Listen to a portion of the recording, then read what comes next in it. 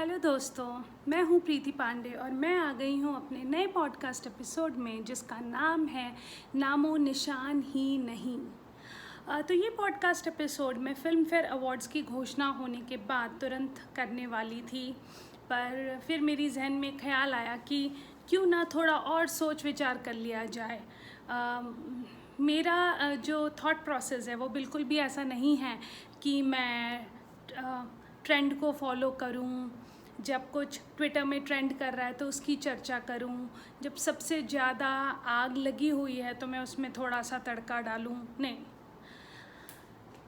मेरा thought process, मेरा विचार यहाँ से आता है कि जब कोई बात दब जाती है, जब सारे लोग उस पर अपना विचार विमर्श कर चुके होते हैं, दुनिया आगे बढ़ चुकी होती है, तो मेरा ये मानना है कि जब सच में आपको कोई बात चुभी होती है तो वो आप वक्त गुजरने के बाद भी इतनी आसानी से नहीं भूल पाते।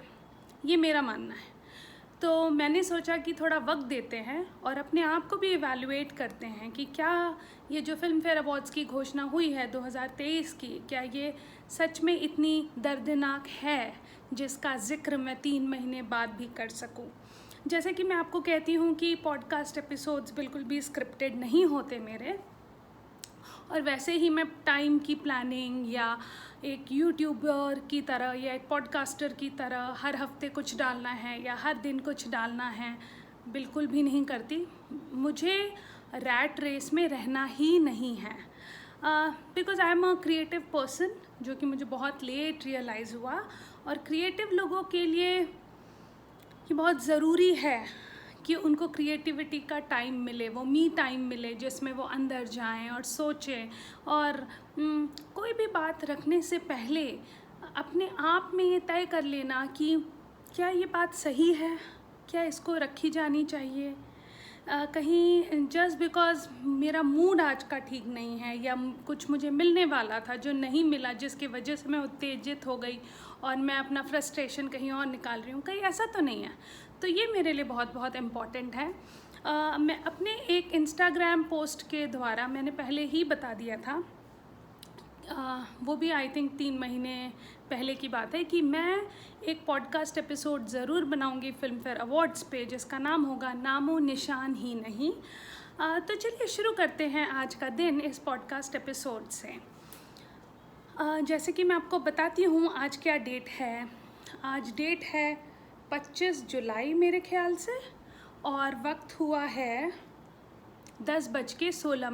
मैं हूँ नई दिल्ली से। और मैं क्या कर रही थी इन 3 महीनों में? इन 3 महीनों में मैं बहुत सोच विचार कर रही थी, घूम रही थी।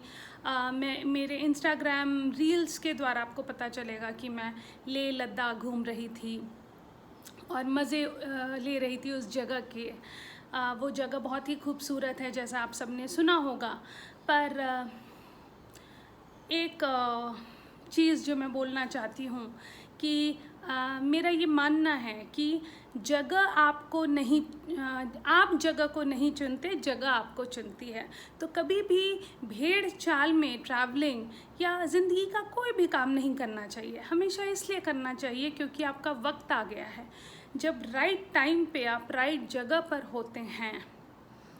और जब आप भेड़ चाल को बिल्कुल भी अपने मद्देनज़र नहीं रखते तो कुछ बहुत ही खूबसूरत सामने आता है। तो जैसे कि हम कहते हैं कि ज़िंदगी के कुछ ऐसे पड़ाव में आप एंटर करते हैं जब आपको किसी खास जगह जाना ज़रूरी है अपने उलझे हुए विचारों को, या कहते हैं ना गुत्थियों को सुलझाने के लिए। तो वो जगह आपको अपने आप अपनी ओर आकर्षित करती है और पुकारती है। उसके लिए कोई भी प्लानिंग की ज़रूरत बिल्कुल भी नहीं है। तो ये था मेरा लेह लद्दाख के ट्रिप का सारांश। और ये मैं ज़रूर कहना चाहूँगी कि आप ले जाकर हार न मान जाएं, क्योंकि ऑफ कोर्स वो बहुत ही तकलीफ़ भरी फीलिंग देता है, क्योंकि हो सकता है कि आपकी तबीयत ख़राब हो जाए। पर कहते हैं ना, जैसे कि हिम्मत से रहने वालों की कभी हार नहीं होती। बिल्कुल उसी तरीके से आप आगे नुब्रा वैली, पेंगोंग लेक ज़रूर जाएं और घबराएं नहीं। वो जगह को जब आप अपने दिल से और अपनी आत्मा से अपनाते हैं तो वो जगह भी आपको अपने दिल और आत्मा से अपनाती है। तो वही है असली मज़ा। तो मैं कहूँगी ज़रूर जाएं। और जहाँ तक फ़िट रहने का सवाल है, सिर्फ ट्रैवल के लिए नहीं, आम तौर पे अपनी ज़िंदगी में भी फ़िट रहना बहुत ज़रूरी है। क्योंकि जब हम फ़िट नहीं होते तो हमें बहुत आलस आता है, और जब हम बहुत आलसी हो जाते हैं तो हमारी जो मेंटल इलनेस है वो ट्रिगर हो जाती है। हमेशा ध्यान रखें, जब भी हम कुछ ऐसा खा लेते हैं जो कि हैवी है या ऑयली है, और मैं नहीं कहूँगी नहीं खाना चाहिए। जो हमारा डिमेंशिया का पॉडकास्ट एपिसोड था उसमें बहुत क्लियरली हमने बताया कि पोर्शन कंट्रोल, कितना खा रहे हैं का बहुत मतलब है। तो सब कुछ खाइए, मज़े में रहिए, पर कितना खा रहे हैं और कितने अंतकाल में खा रहे हैं वो बहुत ज़रूरी है। और पानी पीते रहिए, क्योंकि पानी से ज़्यादा अच्छा दोस्त कोई नहीं हो सकता। तो पानी में एक ऐसी शक्ति है जो आप सब कुछ, आपकी बॉडी में जो भी टॉक्सिक एलिमेंट्स हैं उसको बहा ले जाता है। तो it is very very important, पानी ज़रूर पिएं। और उससे आधी से ज़्यादा बीमारियां तो ऐसे ही ख़त्म हो जाती हैं। और जो हमारे पुराने ज़माने के लोग कहते थे चलते रहिए चलते रहिए, तो I strongly believe in that. Diet जो लोग करते हैं आजकल, कीटो डाइट, ये डाइट वो डाइट आप देख लीजिए। क्योंकि मेरा जो एक्सपीरियंस है डाइट से रिलेटेड, और मैंने जो लोगों को डाइट करते हुए देखा है, या मैंने कि बहुत सारे लोगों को कुछ एक्सेस करते हुए देखा है, तो मैं उनको हमेशा कहती हूँ excess of anything is not good for health. और ये जो कीटो डाइट है और ये डाइट है वो उतने ही मात्रा में करें कि आपको कोई भी ऑटो इम्यून डिसऑर्डर नहीं हो। बहुत आसानी से हम स्लिप कर जाते हैं उस तरफ जिस तरफ ऑटो इम्यून डिसऑर्डर हमारा इंतज़ार कर रहा होता है। तो हेल्थ और फिटनेस की बात हुई है, तो मैं आपको ये बता दूं कि हेल्थ और फिटनेस में मैं बहुत ही बेटर चल रही हूँ। क्योंकि अगर आप मेरे पुराने पॉडकास्ट एपिसोड्स देखेंगे तो मैं बहुत ही बीमार थी, और मैंने बहुत मेहनत करके अपने आप को ठीक करती जा रही हूँ। And today I feel very very fit. इस एपिसोड के मेन मुद्दे में आने से पहले मैं एक और चीज़ का जिक्र करना चाहूँगी कि जैसे हम हमेशा कहते हैं कि क्या यूनिवर्स हमें देख रहा है, क्या यूनिवर्स हमें सुन रहा है, हम ये जो पुण्य का काम कर रहे हैं या हम कुछ अच्छा कर रहे हैं, जो हमें कहा जाता है कि अच्छा काम करो और आगे बढ़ जाओ, या कुछ बुरा किया या कोई बात बुरी लग गई तो मिट्टी पाओ, ऐसा होता है क्या? तो मैं आपको ये बता दूं कि पहले जब मेरे पॉडकास्ट जर्नी की शुरुआत हुई थी तो वो सिर्फ इंग्लिश पॉडकास्ट से हुई थी। And being a counselling psychologist and emotional wellness coach, I always thought कि मैं अंग्रेज़ी में ही पॉडकास्ट बनाऊंगी। ऐसा नहीं है कि मेरे अंदर अंग्रेज़ी का कमांड ज़्यादा है और हिंदी का कम है। मैं बोलूँगी लैंग्वेज में मैं थोड़ी सी फुस हूँ, किसी का कमांड नहीं है। पर फिर भी मैंने सोचा था कि अंग्रेज़ी में पॉडकास्ट बनेगा। तभी क्या हुआ कि एक दिन मेरी माँ से मेरी बात हो रही थी, तो मेरी माँ ने बोला कि ये क्या कर रहे हो, इंग्लिश में क्या पॉडकास्ट बना रहे हो, हिंदी में भी बनाओ, तुम इंडियंस हो, हम इंडियंस हैं, तो आजकल के तुम इंडियन मतलब यूथ हो, तो तुम्हें बच्चों को चाहिए कि कुछ अच्छा करे, हिंदी में करे ताकि सब तक पहुँचे। इंग्लिश बहुत ही रेस्ट्रिक्टेड है इंडिया में, यू नो, टियर 2 टियर 3 गाँव, एक एक कॉर्नर में पहुंचने के लिए। तो मैंने कहा ये बात तो बिल्कुल ठीक है, पर मैं मोटिवेटेड नहीं हुई। मोटिवेटेड मैं तब हुई जब एक थिएटर एक्टर सुनील उपाध्याय की डेथ हुई अचानक से। बहुत ही यंग थे वो, बहुत ही ज़्यादा यंग थे वो, बहुत ही प्रॉमिसिंग एक्टर थे। उनकी डेथ हुई और जब मेरे कानों में वो खबर पहुंची, मैंने उन पर रिसर्च किया, पढ़ा, जो जानकारी थी उसको प्राप्त किया, और फिर मेरे जहन में आया कि क्यों नहीं मैं एक हिंदी का पॉडकास्ट बनाऊं। मैंने अपना सबसे पहला हिंदी का पॉडकास्ट सुनील उपाध्याय के लिए बनाया, उन पर बनाया, उनको श्रद्धांजलि दी, और मैं ज़िंदगी में हिंदी के पॉडकास्ट जर्नी पे एंटर कर गई। उसके बाद मैंने बहुत सारे पॉडकास्ट एपिसोड बनाए। अभी 1.5 महीने पहले शायद, मैं जब ट्रैवल कर रही थी, जब मैं अचानक एक दिन हम पिकनिक के लिए गए और मैं बैठी हुई थी, तो सडनली मैंने यूट्यूब खोल के देखा, तो मैंने देखा कि सुनील उपाध्याय जी की माँ का मैसेज आया हुआ है कि प्लीज़ मुझे कांटेक्ट करें और आपने मेरे बेटे पर पॉडकास्ट एपिसोड बनाया है और मैं आपसे बात करना चाहती हूँ। क्योंकि हम पॉडकास्ट एपिसोड में अपना कॉन्टैक्ट नंबर नहीं देते, सिर्फ ईमेल आईडी देते हैं, तो उन्होंने लिखा कि मेरे पास ईमेल आईडी नहीं है तो मुझे कांटेक्ट करें। थोड़े से आगे पीछे जाकर, इधर उधर जाकर, कुछ ना कुछ कर कर कहीं से ना कहीं से हम पहुंच गए और हमारी उनसे बात हुई और उनसे बात करके एक अलग तरीके की तसल्ली हुई कि अगर किसी माँ को इतनी खुशी मिलती है ये जानकर कि किसी ने इस यूनिवर्स में मेरे बेटे को श्रद्धांजलि दी बिना जाने हुए उसको पर्सनली, तो वो जो खुशी मिलती है वो खुशी आशीर्वाद बनकर हम पर टपका। और उस दिन मैं बहुत खुश हुई और मुझे ऐसा फील हुआ, मतलब मैंने भगवान को बोला कि भगवान सच में इसी को कहा जाता है कि जो भी चीज़ हम यूनिवर्स में डालते हैं वो घूम कर हम तक वापस ज़रूर पहुंचता है, चाहे वो दुआ हो, चाहे वो बद्दुआ हो, चाहे वो अच्छे कर्म हो, चाहे वो बुरे कर्म हो। और इस इंसिडेंट के बाद मैं थोड़ी सी और जागरूक हो गई, थोड़ी सी और अपने कर्मों के प्रति सतर्क हो गई कि इसका ध्यान रखना तो बहुत बहुत ज़रूरी है। सुनील उपाध्याय जी की जो माँ हैं उनको मैं तहे दिल से अपने इस पॉडकास्ट एपिसोड में भी थैंक यू कहना चाहूँगी और मैं आपसे जितना भी हो सके टच में रहूँगी और आगे चलकर, जैसे कि मैंने आपसे कहा है कि हम बहुत ही जल्दी इंटरव्यू पॉडकास्ट एपिसोड्स बनाने वाले हैं जिसका टाइटल है सोल विदाउट झोल और जिसका थीम है गुदड़ी के लाल। तो ये जो थीम है हमारा और ये जो टाइटल है सोल विदाउट झोल, इस पे हमने पूरी पीपीटी बना दी और हम बहुत लोगों के पास गए बिकॉज़ हम चाहते थे कि हम शूट करें प्रॉपर और हम आर्टिस्ट को बुलाएं, उनको जो कि यूथ आइकन बन सकते हैं। और गुदड़ी के लाल जो ये टर्म है डॉक्टर सागर का दिया हुआ है, तो मैं उनकी फ़ैन हूँ और डॉक्टर सागर ने जब ये गुदड़ी के लाल का टर्म दिया था, तो अगर आप हमारे पीछे के एपिसोड्स में जाएंगे तो हम बहुत सारे अपने पॉडकास्ट एपिसोड्स में गुदड़ी के लालों के बारे में ज़िक्र करते थे। तो हर एपिसोड में हमारे जहन में कोई ना कोई गुदड़ी के लाल आते थे और हम उनके बारे में आपको पूरा बताते थे कि वो कहाँ से पढ़े, कहाँ से आए, क्या किया, जो कि थोड़ा सा रुक सा गया है, जो कि हम वापस से कंटिन्यू करेंगे। पर मैं ये बताना चाहती हूँ कि जो भी आएगा हमारे पॉडकास्ट इंटरव्यू में, हमारी पूरी कोशिश है कि हम किसी को पैसे ना दें। वो आना चाहता है तो आए, ना आना चाहता है तो नहीं आए। बाकी देखते हैं कैसे चलता है। तो कोशिश जारी है और आई थिंक 8 महीने या 6 महीने से ऊपर हो गया जब हम इस पे मेहनत कर रहे हैं और हम चाहते हैं कि हमें ब्रेक मिले। ब्रेक इस सेंस में कि पहले हम सोच रहे थे कि पॉडकास्ट एपिसोड तो करें और आर्टिस्ट को तो बुलाएं, पर आर्टिस्ट को भी तो कोई फ़ायदा हो।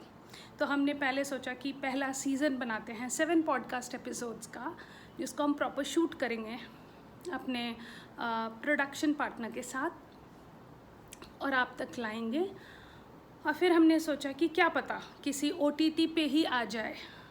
और मैंने यही कहा कि देखिए कॉन्सेप्ट मेरा है और आइडिया मेरा है और मैं, क्योंकि मैंने इतना रिसर्च किया है और हम अपने मूवी और सीरीज़ के रिव्यू भी लिखते हैं blink of an eye page के थ्रू, तो हमने इतनी पढ़ाई कर ली है कि मैं चाहती हूँ कि मैं होस्ट रहूँ।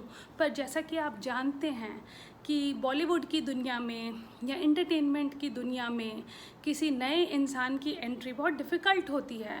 तो अभी हमारे ये जो पॉडकास्ट इंटरव्यू का जो सिलसिला है ये भी टलता जा रहा है, तो देखते हैं कब तक टलता है।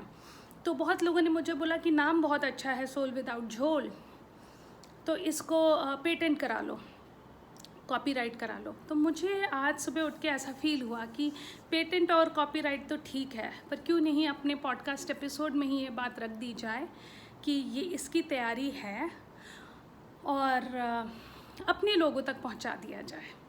तो आप इसके बारे में क्या सोचते हैं और आज के पॉडकास्ट एपिसोड के बारे में क्या सोचते हैं और पुराने पॉडकास्ट एपिसोड्स के बारे में कुछ भी सोचते हैं, या आपकी जहन में कोई ऐसा टॉपिक है जिसका जिक्र मैंने नहीं किया, कोई ऐसा दुख है जो आपने फील किया और हमने नहीं किया, तो हमें ज़रूर लिखें। हमारा ईमेल आईडी है prriti@blinkofani.in blinkofanie.in पर। तो वापस चलते हैं नामो निशान ही नहीं पर। और किसका जिक्र करना चाहेंगे हम? फिल्म फेयर अवार्ड्स में ऐसा क्या हुआ जो नामो निशान ही नहीं है वाले सेक्शन में फॉल करता है। एक सेकेंड, तो ये है मेरा नोट। यस, बहुत सारी मूवीज़ हैं नामो निशान ही नहीं के सेक्शन में, और मैं नहीं चाहती कि कुछ भी रह जाए, तो इसलिए मैंने एक छोटा सा स्नैपशॉट सा बना लिया है जो मैं आपके सामने पेश करना चाहूँगी। बहुत कन्वीनियंटली बधाई दो मूवी को बहुत सारे अवार्ड्स दिए गए और बाद में सब अपडेटेड हैं, पर फिर भी मैं इसका जिक्र करना चाहूँगी कि बधाई दो मूवीज़ उन्हीं मेकर्स का है जो फिल्म फेयर अवार्ड्स से एसोसिएटेड हैं। तो कहीं ना कहीं देने वाला और लेने वाला एक ही था, आई मीन अवार्ड। तो ठीक है, और बधाई दो से हमें कोई शिकायत नहीं है क्योंकि राजकुमार राव हमारे बहुत फेवरेट हैं, पर ना हमें भूमि पेडनेकर से कोई शिकायत है क्योंकि उनको अवार्ड मिलना ही चाहिए। हमें शिकायत है तो इस बात से कि किसी को जब हम अवार्ड देना चाहते हैं तो हमें कितने लोगों के परफॉर्मेंस को इग्नोर करना पड़ता है, लिस्ट से गायब करना पड़ता है, ताकि वो सवाल ही ना जागे कि हमने कुछ गलत किया है। तो इस बात की चर्चा करने के लिए हम शुरू करते हैं कौन सी मूवी से। तो कश्मीर फाइल्स एक ऐसी मूवी थी जो किसी के छुपाए नहीं छुपती और दबाए नहीं दबती, जिसका हमारे प्राइम मिनिस्टर नरेंद्र मोदी ने भी बहुत ही उन्होंने इस मूवी की सराहना की। पर क्योंकि हम एक डेमोक्रेटिक कंट्री हैं, और मुझे लगता है डेमोक्रेटिक कंट्री होना हमें महंगा पड़ रहा है, क्योंकि डेमोक्रेटिक कंट्री से जो मैं सार निकालती हूँ वो ये है कि हर घर में और हर कोने में एक तानाशाह खड़ा हो रहा है। तो तानाशाह का ये मतलब है कि हमें कुछ समझ आए ना आए, हम विरोध करने में आगे होते हैं। तो जब कश्मीर फाइल्स आई तो लोगों ने बहुत विरोध किया कि हम मुसलमानों के पीछे पड़ गए। हमसे मेरा मतलब है कि maximum majority of the Indians felt कि हम, या आप कह लीजिए Muslims, whatever you want to say, मैं नहीं मानती, मैं मानती हूँ कि बहुत लोग हैं जो कहते हैं कि हम मुस्लिम्स के पीछे पड़ गए। पर मेरा ये मानना है कि आप गलत सोचते हैं, क्योंकि अगर कोई घटना घटी है और अगर वो मुस्लिम स्टेट में घटी है तो वहाँ मेजॉरिटी मुस्लिम्स अगर हैं और कोई आकर, जैसे अंग्रेज़ों ने डिवाइड एंड रूल किया था, अगर कोई तीसरा इंसान जो इस देश का नहीं है, वो चाहे पाकिस्तान का हो, अफ़गानिस्तान का हो, वो ब्रिटिशर हो, चाहे वो यूएस से हो, अगर वो आए और हमारे अंदर बीज डाल दे कि कुछ लोगों को रोटी दे दे और कुछ को ना दे और हमें अलग कर दे, तो इसका मतलब ये नहीं है कि हिंदू बढ़िया मुस्लिम ख़राब या मुस्लिम बढ़िया हिंदू ख़राब। इसका मतलब सिर्फ इतना है कि कोई बाहर से आया, उसने फूड डाला और हम आपस में लड़ पड़े। तो क्या इसका ये मतलब है कि जो हुआ उसको ना दिखाया जाए, या अगर कुछ हुआ और उसको हमने दिखा दिया तो उसको दिल पे लेके और लड़ पड़े कि ये मेरा, वो तेरा, वो मेरा, ये तेरा, ये करें? तो कश्मीर फाइल से मुझे जो लगता है कि हमें यही कंक्लूड करना चाहिए था कि कुछ लोगों पे बहुत अत्याचार हुआ जिसको पेश किया गया और बहुत लेट पेश किया गया, और इसमें अपने आप को मैं के रूप में घुसाना ज़रूरी नहीं है। तो आजकल जब मैं लोगों से मिलती हूँ या कोई बात करती हूँ और मैं देखती हूँ कि कोई बहुत ही अलग सी बात कर रही हूँ, फिर भी मैंने देखा है कि लोग ना अपने आप को स्टोरी में घुसा देते हैं। ये बहुत ही आदत हो गई है लोगों की, लोग पर्सनल हो जाते हैं। उस स्टोरी में उनका कुछ नहीं लेना देना होगा, पर हम घुस जाते हैं और फिर हम ओपिनियनेटेड हो जाते हैं। तो मैं उसको तानाशाह होना कहूँगी कि आप, क्योंकि इंडिया एक डेमोक्रेटिक कंट्री है, हम हर बात पे अपना दिमाग ज़रूर लगाएंगे। और जहाँ तक गलत के खिलाफ खड़े होने का सवाल है, वहाँ पे हम मेरा तेरा करते हैं। पहले हम डिसाइड करते हैं दिमाग से कि ये मेरा तो नहीं, मैं इसके लिए क्यों खड़ी हूँ। मर्डर किया है तो भी मेरा है ना, तो मैं क्यों खड़ी हूँ, या इसके लिए बुरा क्यों बोलें, वाई शुड आई जज। तो यहाँ पे आप अपने कर्मा को कैसे बैलेंस करते हैं आप देख लीजिए। तो कश्मीर फाइल्स एक बहुत ही अच्छी मूवी थी। और सबसे बड़ी बात ये है कि मैं नहीं बोल रही कि आप बेस्ट डायरेक्टर दीजिए, बेस्ट स्टोरी दीजिए, नहीं, वो सब झूठ होता। पर अगर आपको अनुपम खेर की एक्टिंग नहीं दिखी, या आपको दर्शन रावल की एक्टिंग नहीं दिखी, तो फिर you need a correction in your mind, you need people to tell you कि कुछ तो गड़बड़ है भाई। फिर कौन कौन सी मूवीज़ थी जिसका नामो निशान ही नहीं था। मुझे ऐसा फील हुआ कि इन लोगों ने गुड लक जेरी नहीं देखा, इन लोगों ने अ थर्सडे नहीं देखा, एन एक्शन हीरो नहीं देखा, अमिताभ बच्चन की गुड बाय को भी नज़रअंदाज कर दिया। क्योंकि मैंने जो फिल्म फेयर अवार्ड का पैटर्न देखा है, या बहुत सारे अवार्ड्स का पैटर्न देखा है, कि एक साल में अगर एक एक्टर 2 या 3 हिट दे देता है तो उसको क्यूमुलेटिव एक मूवी के लिए अवार्ड मिल जाता है। वहाँ से भी अनुपम खेर को नज़रअंदाज किया गया, क्योंकि अनुपम खेर बहुत सारी मूवीज़ में थे। आई थिंक 3 में तो थे ही थे। तो उनको बिल्कुल ही उनका नामो निशान ही नहीं था। फिर एक मूवी आई थी चुप द रिवेंज, जिसमें दलकीर सलमान थे, उसको नज़रअंदाज किया गया। जादूगर मूवी आई थी जितेंद्र कुमार की, पर हाँ मैं समझ गई, आप OTT वालों को OTT वाले समझते हैं, टीवी सीरियल वालों को टीवी सीरियल वाले समझते हैं, क्योंकि विशाल जेठवा भी आपको नज़र नहीं आता। आपको अंकुश गेधम, जिसको आप मेल डेब्यू दे देते हैं, कौन सी मूवी के लिए देते हैं ये, मेरे ख्याल से अमिताभ बच्चन की जो मूवी थी, याद नहीं आ रहा मुझे, यस, क्योंकि हमने उसको इतना इम्पोर्टेंस दिया ही नहीं उस मूवी को, उसके लिए दे देते हैं। पर इनको विशाल जेठवा जो 2020 में जिसको मर्दानी 2 के लिए मिलता था मेल डेब्यू, वो नहीं मिला। फिर हर साल वो इतना सही परफॉर्मेंस दे रहा है, उसको नहीं मिला। सलाम वेंकी के बाद भी उसको कुछ नहीं मिला।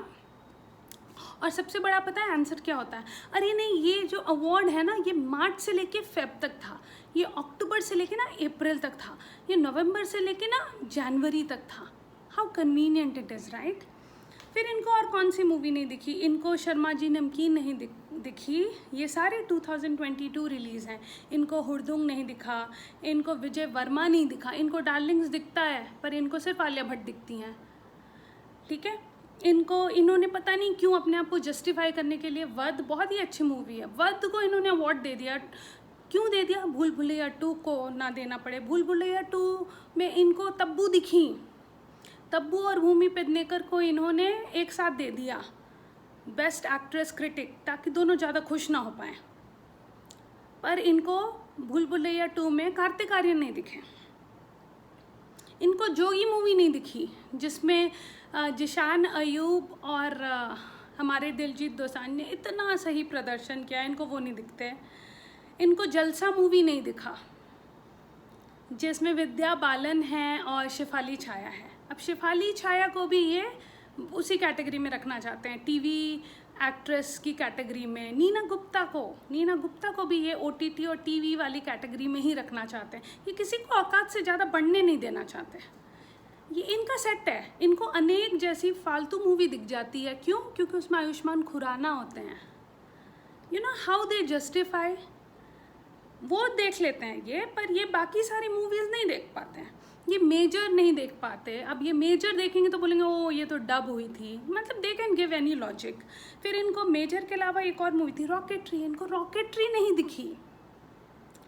तो मैं तो हैरान हूँ। अब ये बोलेंगे नॉमिनेट तो हुई थी पर ना अवार्ड नहीं दे पाए।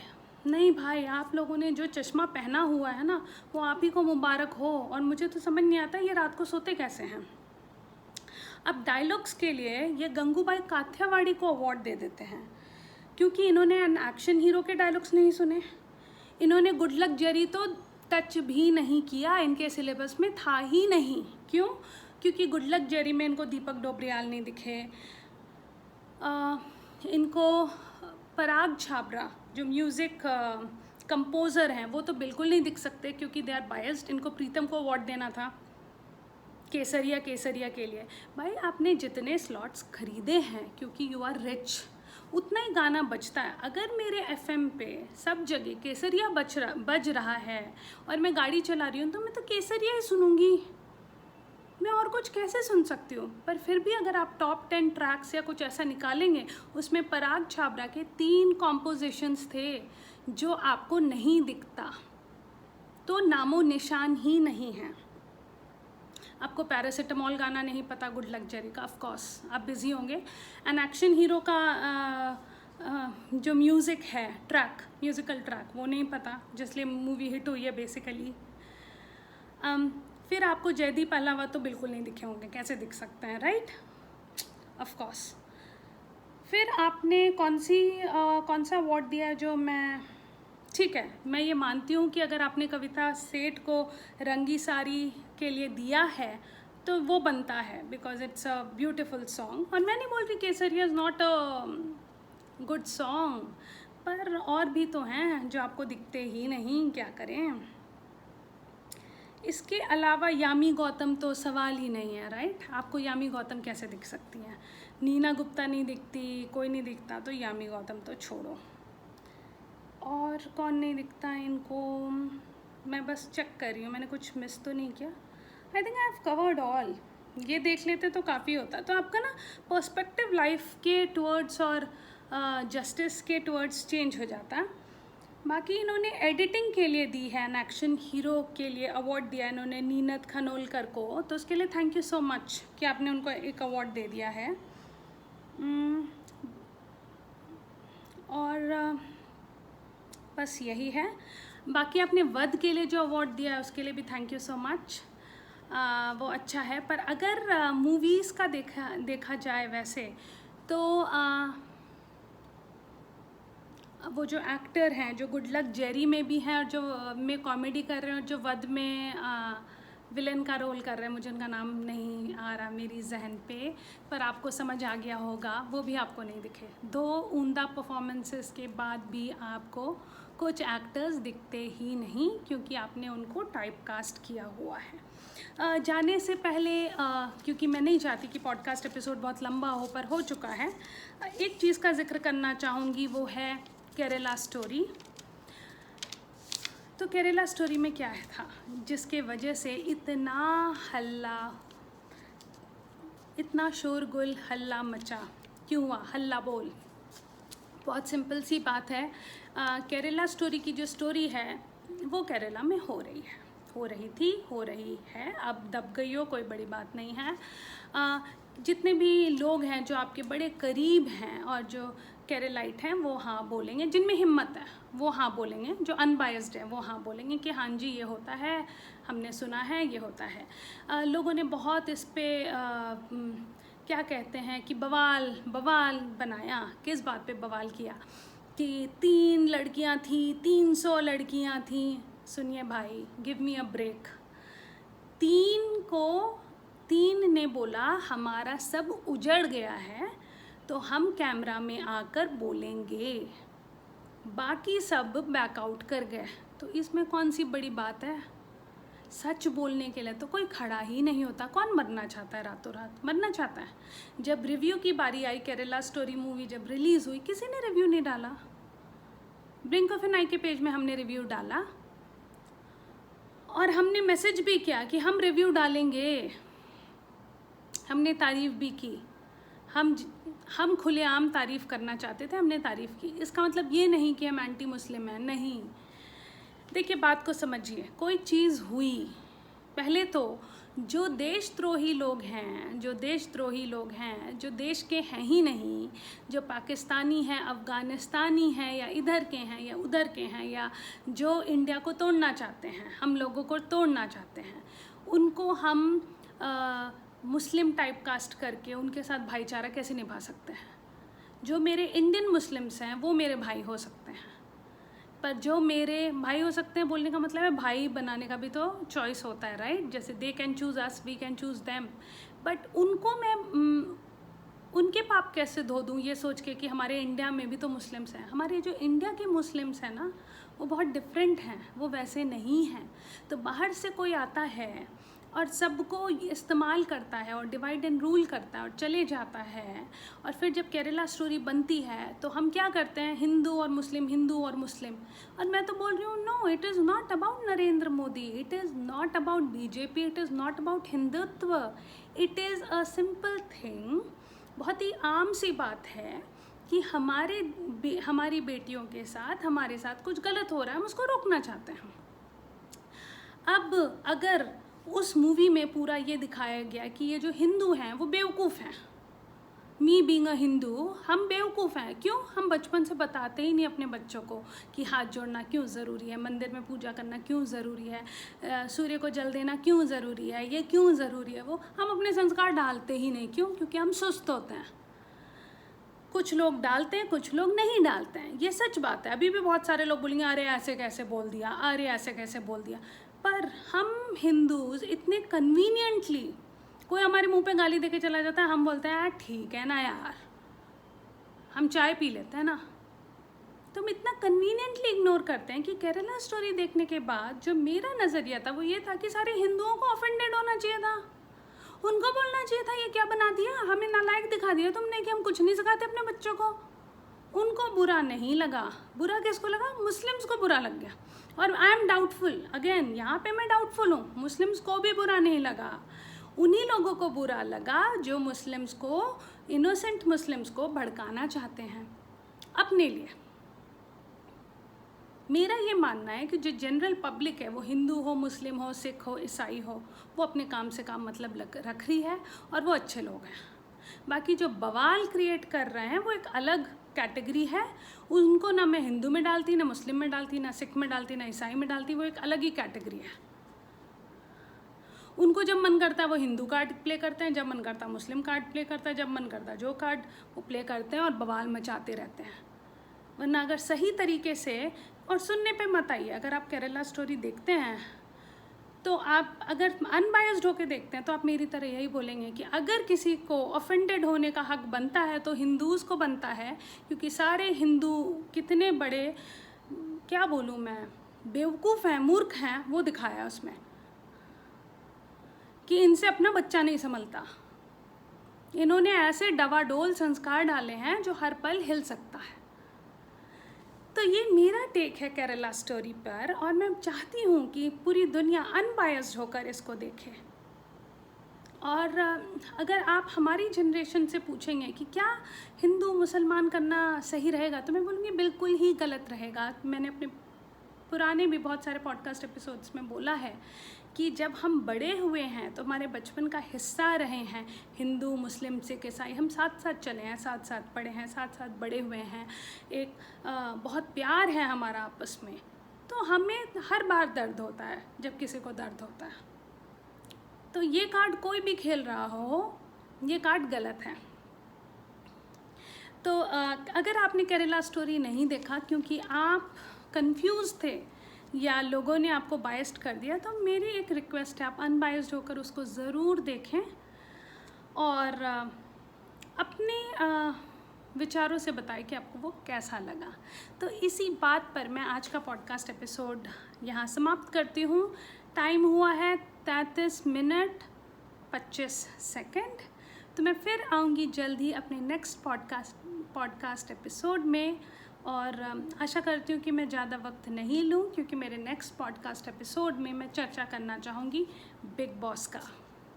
So thank you so much, फिर मिलते हैं।